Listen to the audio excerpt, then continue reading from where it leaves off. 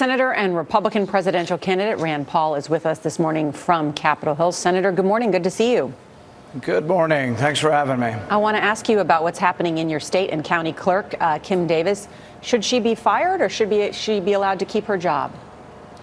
Well, I think we could probably find an in-between solution where people can have contracts, any consenting adults can have contracts, but that we don't really force people to put their imprimatur, their signature, or their approval on the contract. Notaries notarize contracts all the time. Why couldn't you just have a notary doing it? The clerk has said she will file the contracts as she files any other contract. She just doesn't want to be forced to participate in something she has a religious objection to. And I think we could find a way around this. Ultimately, if society is going to change its opinion on what marriage is, I think it'd probably be better through persuasion than through sort of an aggressive tactic where we federalize everything and force people to do things they don't want to do. But right now, Senator Paul, ultimately, I think it would be better to probably let people make their own decisions. But right now, Senator Paul, we don't have another option. These are the two choices. Do you support what she's doing? Well, I don't think we always have to have two choices or that it has to be a binary option. I think you actually could make it such that notaries notarize contracts. In fact, what's happening is as the people who are promoting this change in the definition of marriage, as they become more aggressive, there is going to be more resistance. And some of the states are getting out of the marriage business entirely and just saying, look, you want to have a marriage, go somewhere and get people who agree with your definition to give an imprimatur on it, but don't ask those of us who don't agree with it to put our imprimatur on it.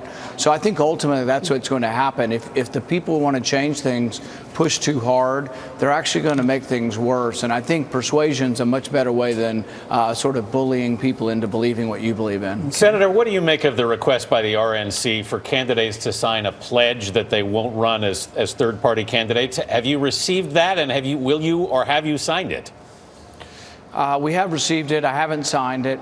I do have some sympathy for third parties, frankly, because sometimes the main two parties don't do a very good job, and third parties do provide pressure on the two parties to be better, actually. But what I don't like about, Donald Trump would be his using the Republican Party and then perhaps going out at the very end after he doesn't win the nomination and then trying to destroy the Republican Party. Do you like Senator, do you like the idea of a pledge? Will you sign it? Ross Perot, ended up giving us the first Clinton, and I think that if Trump does this again, he could give us another Clinton. So I think really he ought to state his intentions, and if he wants to be part of a third party, I have no objection to him doing that, but he ought to make the decision now. In all likelihood, yes, I will sign the pledge. I haven't discussed it yet with advisors, but we have said in the past that, yes, I'm not going to run as a third party candidate, and I think that is a reasonable pledge to take. Senator Paul, Jeb Bush and Donald Trump are having a spirited back and forth, we should say, by tweet. At one point, Jeb Bush even said that Donald Trump is out to destroy the Republican Party. What do you think about that?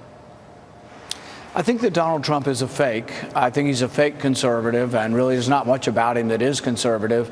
I've been pointing out with a great deal of emphasis that the right to private property and that you can't take private property and give it from one to another. This was the Kelo case. This was a big deal for conservatives. It was in 2005, and we objected to the Kelo decision that allowed private property to be transferred from one private property owner to the other. This is something Donald Trump uses in his business model. He took a little old woman, a lady's house who'd lived in her house for 30 years just to make a parking lot, and he used the bully force of government. So there's issue after issue. He was for President Obama's government stimulus. He was for Obamacare. So I think he's been against conservatives on every issue of the decade, and yet now he wants us to believe that he's changed his opinion on everything. That's a little unusual for an adult to be now against everything they were for. So I'm going to keep pointing out that he is a fake conservative, and he's going to have to sort of convince people that he's sincere. Senator Rand Paul, thank you very much for being with us this morning. Thank you. Change is being served up at your breakfast